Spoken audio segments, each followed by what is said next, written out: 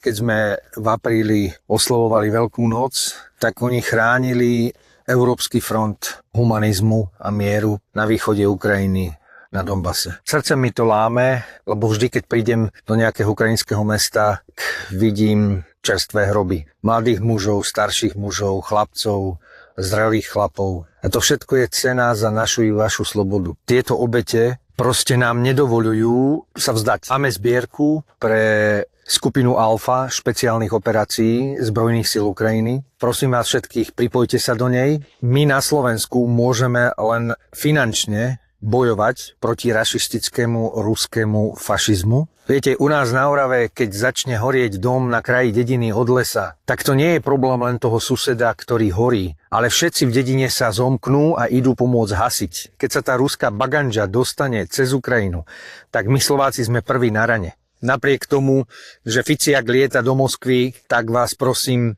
urobte správnu vec, podporte skupinu Alfa špeciálnych ozbrojených síl, ktorej sme už doručili auto a teraz pracujeme na ďalšom.